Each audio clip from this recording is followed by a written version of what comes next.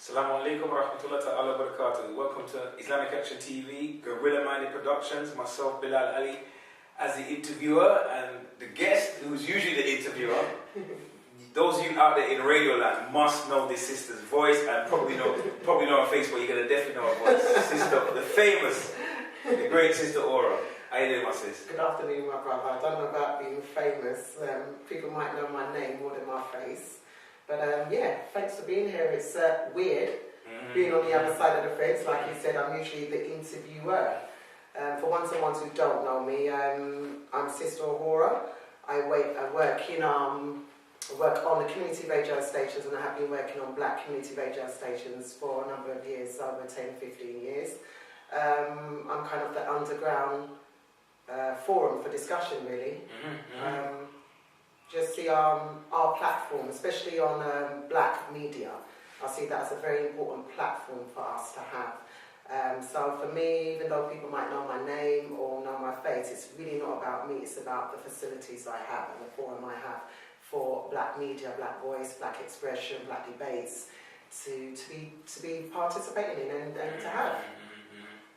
You know what I'm thinking about, particularly in the black UK, us as a people, especially those of us who descend from the Windrush generation, although there's African Caribbean, African, all type of black people come to this country, reside in this country. So the community is big, or communities, plural, yeah? But I know that you've been really waving our cause, or should I say, like waving the flag for our cause for a long time. What was it that drew you into? Because I see you as a journalist, not if, not but, not kinda, underground or guerrilla style, or whatever you're going to call it, right? Urban style, but you're a journalist. What drew you to journalism, sister? Do you know what? It's a school thing. Like you said, black UK, for those people who are born in Jamaica, grow in Jamaica, and then come and travel to the UK, it's a different experience for those of us that are born as Jamaican UK descendants. So our kind of journey is kind of different, and sometimes some Jamaican people who I know our journey as black UK, and some still don't know our journey as black UK. And because our parents, like you said, in the Windrush period, had to come to the UK on invitation. So we've got to get that record, yeah. I need to make that clear, particularly in view of, like, at this time when we're filming that David Cameron's in Jamaica and everything else. So we came as people that were invited to the UK after the First and Second World War in particular to develop, as most people know, and build the British economy, industries and infrastructure. Now, we're the children that are born here in the UK of that. Now, our journey, people might presume, was an easy journey because, we're the ones that didn't have to go through enslavement, or we didn't come from the poverty of our countries like Jamaica and Barbados and Trinidad and Guyana and Haiti. We didn't have to go through that detrimental definition and experience of poverty. However, what we did go through was another type of oppression, which was racism. UK racism. Our parents experienced that for the first time in a different way, and we were the children who were also being exposed and experiencing that in the same way. So initially for me, that's where the fight from the ancestors come. Going to a UK school and being told that I'm different because I'm black. Going to a UK classroom and being told it's okay to call me a gollywog or show me pictures and make insinuations or referrals to say that's my association. So for the black UK, and I'm speaking for myself, it was a kind of a dual personality, a dual culture. At my Caribbean Jamaican culture dual at home. consciousness, as the boss is to call it. Exactly, culture at home, knowledge being taught, pride of self being taught, pride of our language, our dialect, our culture, our jokes at home being expressed in the family dynamics. And then experience in the UK, where I have to learn a different tool. Do I be a submissive black UK person who's experienced racism, or do I be a voice to fight against it? So for me, initially, my whole path of being what people define as that black UK person is really about just standing up for what I know is right about my ancestry, my lineage, my people, those that have become before me, and those that will be coming behind. So I was an activist at school. Got involved in creating black power movements in school, black conscious groups. Been a troublemaker for a long time. Oh yeah, man. From school days, they got me down as the rebel. So teachers labelled me so. My own peer groups at college and school knew that's what I was about, that's what I stood for. They joined it or they stayed away from it. It never stopped me from being it. And now, obviously, as an older woman going through society, I've worked for local government, public, private, voluntary sector. It hasn't stopped me from being an activist. It hasn't stopped me from being the conscious person I am. When I work in European work environments, I am who I am. I educate them. They need to learn it. Rather than me losing it, they need to learn that this is how some of us stand. We stand in who we are. We don't change our, personality and be act in a submissive way. You accept us in the way we are, and I'm confident about who I am as a black African woman and who I exist to be. So I don't kind of have that issue where I feel I need to change who I am to make another person feel comfortable about my Africanness. You're not into the transformative? I don't do the accommodating stuff with that. I call it accommodating. That one for a better description. I call it accommodating, and I don't feel I have to accommodate. I just feel I need to be who I am. You either accept it or you don't. I've learnt white European society, not only here in the UK, but I'm a traveller. Been travelling as a young girl from 15, 16 on my own around the world in European countries as well as other countries. And wherever I travel, I don't experience European people changing in other people's cultures to be accepted. They come as who they are. And we around the world in countries, Caribbean, Jamaica, Africa, accept them as they are. So if it's applicable for one cultural group of people, surely it must be applicable for all cultural groups. So if it's good for, let me just jump in here, so if it's good for the goose, it can be good for the gander. I want to just move the conversation forward a little bit. I know you on a personal level as a powerful empress. And I just wonder, what is it that drives you, gives you that perseverance? Because it's been a long road, and I know there's been many a campaign, right? There's been many a community item that's come up. There's been a big agenda in the community, and everybody's on the radio, or everybody's sending emails on Facebook and whatever. But you've been involved in a number of campaigns or causes, if I can put it that way, whether it's deaths in custody or whatever. What drives Sista Bola? It's just instinct. It's just what I am. It's who I am. I'm attached to that. I can't have people in my communities, whether it's north, west, south of London or inner London, outer London, dying as black people in the UK and not represent, and we seem to represent the injustice of that. So I'm no different from, Brother Toyin or, Brother Minko who does all these, I'm just one of the people then that is a proactive member of my community, and I think that makes a big difference. We have voices, and a lot of us have a voice. We like to speak, we like to have a view and opinion, but sometimes we lack this next step, which is to physically be proactive, to represent. Sometimes we don't like to go to demonstration because we think there's no end results, but sometimes, for those of us that are not proactive, sometimes that's a good beginning to start.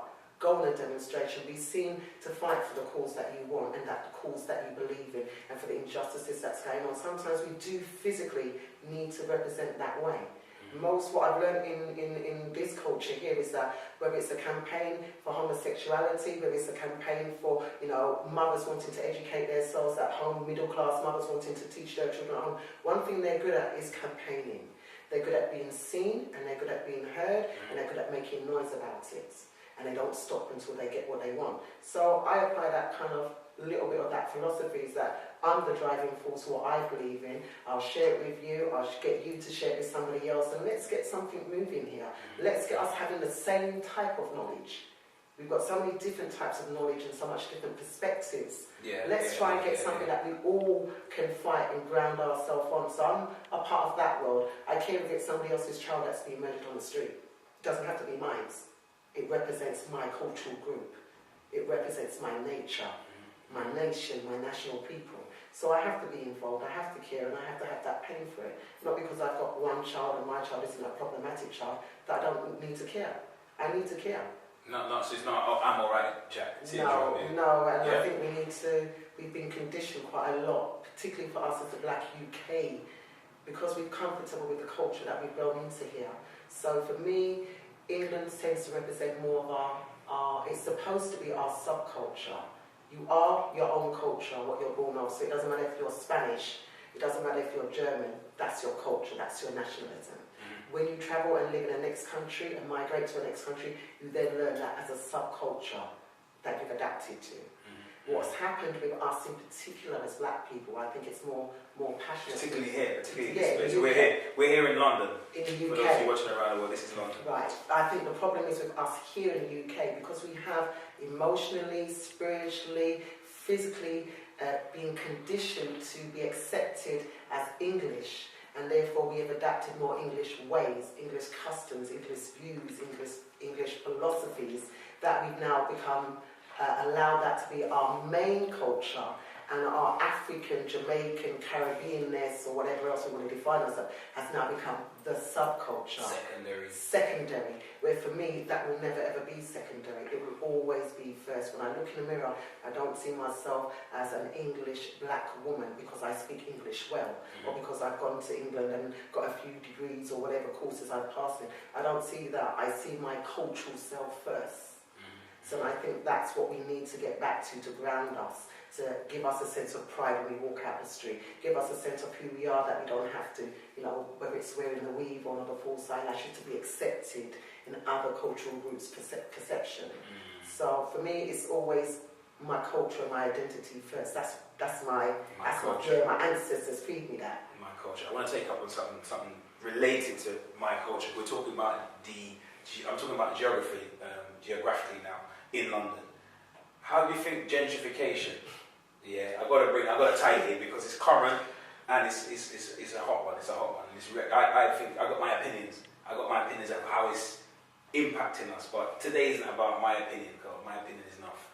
But your opinion about how do you think this gentrification is affecting, if it is, in your opinion, affecting our culture, the black diaspora in England? Okay, on the gentrification, I know we haven't got much time on that. This is a very deep, lengthy issue. However, gentrification for one dominant group of people cannot benefit another a lesser group of people. So in other words, Black African Caribbean communities across London, North London, Hackney, Brixton, North, West, even South, we have to acknowledge and respect and give credit to those African Caribbean Jamaican people who have come here and born here and built this country. We've created a community that has culture. And to me that's important. When you go into an environment, there is a cultural energy. There's a vibration, there's a energy, vibration, there's a frequency, there's a spirit, there's a buzz. I lived in Clapham for 20 years. And Clapham was, like Brixton, a very black African community, Caribbean community. Clapham High Street, for those of you that don't know London, Clapham High Street is now very much 100% gentrified. It has no culture. It has no energy. It has no frequency. It's now become an area that people just walk through and walk by. They get a bus, they get a train, they go to the central points or buses and trains, and they just walk through. There's a beautiful park at Clapham Common.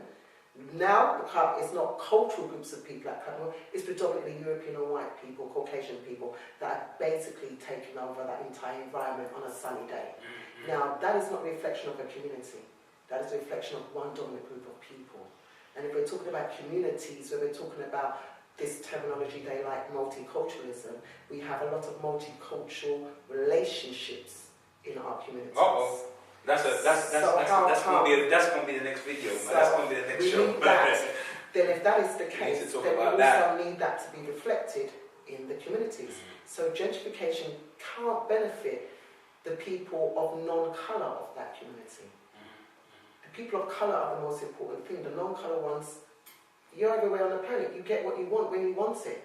People build communities. We don't get them.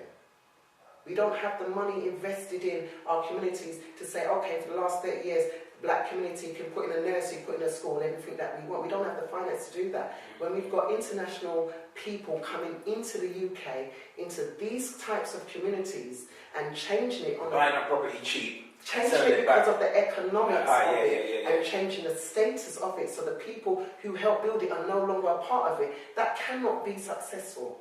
That cannot be successful. Kind of cultural decimation. Displacement of people. People are feeling displaced. I feel displaced when I walk through Brixton. And I don't feel displaced because I don't see black and white people and people of culture. I feel displaced because I no longer connect. The frequency change. The frequency in there. Yeah, the violence change. Yes, there's still people of all black and white people have always been in Brixton. Indian Asian people have always been in Brixton. But the problem is we used to connect with each other. But the problem is now, because of gentrification, that connection is now going. The Asian community and the Turkish community who I know, who I talk to, they're extremely angry about the gentrification. So when we talk about gentrification of our communities, don't get it twisted, it's not just a black thing. It's important you mention that. It's not just a black thing.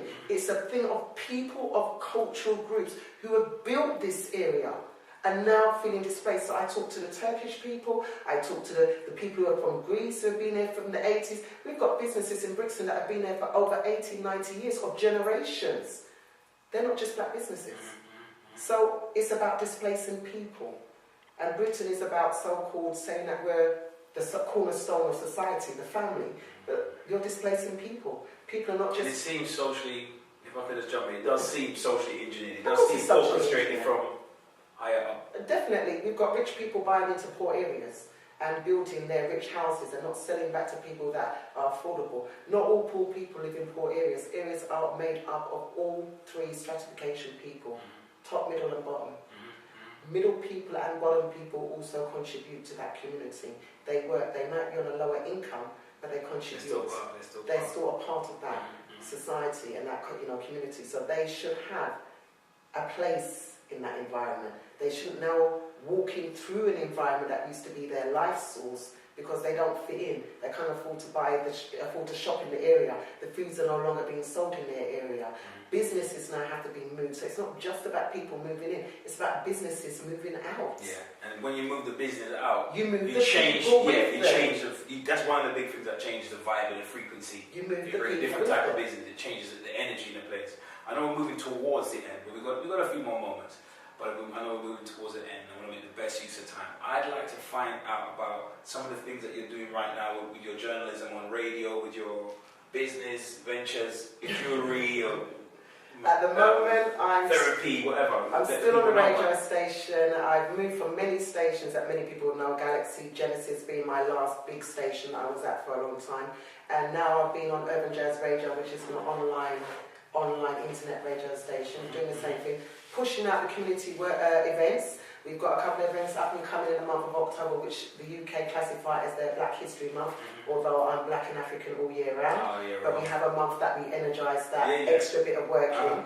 So there's a couple of events coming up in the community. I'm good at supporting people that are authors for the first time. Most people will be referred to me if you've written a book for the first time, and people say, go to that Sista A, she's really good at helping people launch their books. See you book launch or help facilitate book launches and encourage people to do different things to get their works out there. And that's how I really see myself as, really. I mean, people might see me as more, but I don't. I see myself as a facilitator of things that are going on in my community and an activist of things that are going on in my community. Personal development for me is always constantly learning about my culture. Never closing that door. And I make jewellery, I sell crystal stones, I do the crystal, healing of where stones go, how to cleanse your body, your energy, and I'm also a qualified body massage therapist. Body massage and I use that term. Not a masseuse. No. Because it has a different connotation. Thank you. And this is Afrikanism TV, we don't really pet up powder them kind of leave it. Body massage therapist is, I'm qualified in anatomy, pathology and physiology, so that's part of the requirement to qualify. So if somebody had a knot in their neck, a twist in their spine, and they said, I need to get hold of Sister A, you can Facebook, Twitter, I'm on all the social medias, Facebook, Twitter, my number, my contact details, email systems, on all of those. So just even if you go into Google and you Google Sista Aura, Sista-Aura, you can get me, my information is there. Failing that, they can always get hold of you. Because our Gmail is always on the link. If you want a massage treatments, I do home treatments, I've got a chair, I do office treatments, so you work in the community and you're stressed, give me a bling, I'm quite happy to accommodate and ease out those tensions mentally and emotionally and spiritually for you. Boom. In the room. Boom. In the room. Okay. Well, there you have it. We've run out of time. It's gone so quick. But we hope that you gain something from this. And if you want to connect with the sister, you got her details there. Serious warrior in the path, or warrioress in the path of truth and liberation. And we hope to see you next time on Islamic Action TV. But till such time, stay safe. Assalamu alaikum wa rahmatullahi ta'ala wa barakatuhu. And blessed love, sister. Ashe, I give thanks to ones that tuning in on this station. Keep it locked, more to come. And like I said, I'm about in the community. I'm easy to be accessed if there's a need. Ashe, give thanks. Peace. Peace.